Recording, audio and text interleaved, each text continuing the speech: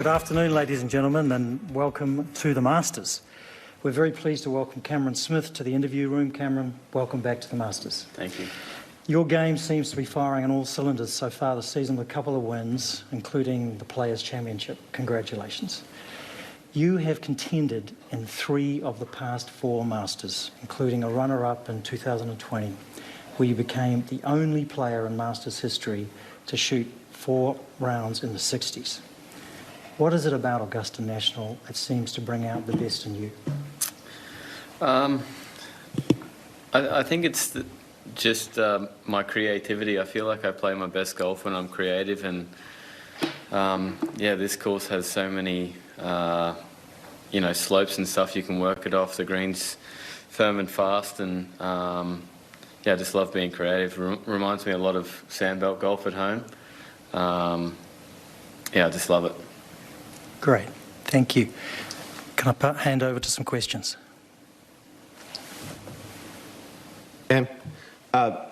You've won 2 big tournaments already this year. How do you keep the hunger now that the majors are right here with us? Yeah, still pretty hungry, mate. Obviously, pretty good time of year to be playing good golf. It's just nice to contend. Still been working hard the last couple of weeks at home, and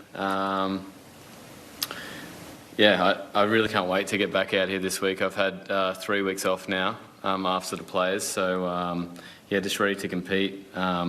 Feel like my game really hasn't done too much over the last few weeks. Just hitting a few balls here and there, and focusing on the short game for around here. Just to follow that up, are you more excited for this week, having won the Players, knowing that you're sort of a step closer to winning a major? Yeah, I think so. I think my game was kind of already there. The Players was nice to obviously, to kind of tick that box, I guess. Yeah, but I feel as though I can compete against anyone any given week. Jeff. Cameron, did you play this morning? No. Have you played the course since last year? No. So then I want to ask you about your thoughts on the new 11th hole. What have you heard? I'm playing after. I'm going to play 9 holes with Leash, I think. Anything you're looking for out there today with the golf course? My caddy Sam went out early this morning. He walked around the golf course, said there was a few changes.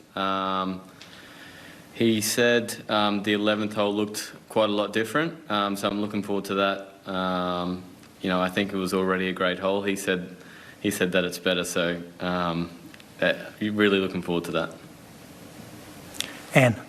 Hi, Cam. Only Tiger has won the Players and the Masters in the same year, and I'm wondering if you draw any inspiration from that and your thoughts on if Tiger decides to play this week. Yeah, I think so. I heard that before. It'd be quite a nice name to have your name up against his is pretty neat. I'm really unsure if he's going to play or not. I really don't know, to be honest. I haven't spoken to him. I know he's walked around a few times the last couple of weeks, so hopefully he does, and hopefully we can see him back out here playing golf again. Adam. Last time we talked, I asked you about what the celebration was going to be like after the Players. You said you were looking forward to going to sleep. I hear it was otherwise. What can you tell us a little bit about that night? No, we just went back home, live about 10 minutes away, so easy drive back home. Started the fire up and just had a few beers, and that was pretty much it. We got back actually pretty late. We had dinner at the club, and probably got back about 10:30, and yeah, and it didn't take that long for me to get to sleep that night, that's for sure. And how much have you played since the Players? I've played a few rounds here and there around Sawgrass. My dad come into town last week, so we had a hit, but mostly just practicing, mate. Really been focusing on the short stuff and putting. Todd.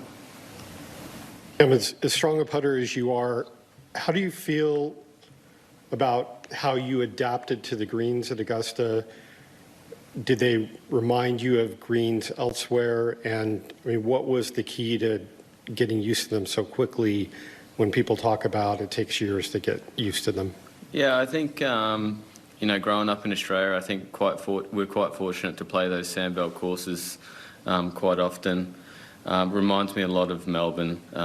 You hit a lot of putts, you know, from inside 15 feet where you're aiming 4 and 5 feet, you know, outside the hole. So it's kind of nice to have that in the back pocket, I guess. But for me, it's always just been about, you know, keeping the tempo up of the putter head.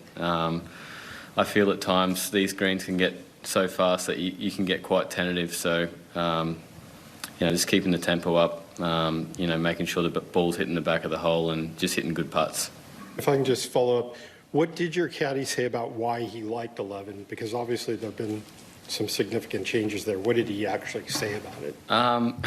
He said it looks a bit wider off the tee, which is great for me. And they did some work to the right-hand side of the green. The chip isn't quite as easy, he said. So I think you'll see a lot more. You know, from what he said there'll be quite a lot more guys being more aggressive into that green, I think. Have you ended up in the right trees before the big grove that was now not really there? Oh yeah, yeah. Yeah, number 11 hasn't been my best friend the last few years, so I was happy to hear that it changed. Patrick. Hi there. Congrats on your recent successes. How do you feel they now prepare you in terms of mindset for the huge opportunity that now comes your way this week? Yeah, I think it's just, you know, it's just reassuring. You know, playing good golf, you know, sometimes you can go, it seems like forever playing really good golf and you don't even sniff a tournament. So it's good to get a couple of wins under the belt. I'm looking forward to, you know, still competing. And just confidence. I feel really confident in my game. I feel like I can play any shot under any circumstance, and yeah, I'm ready to go out there.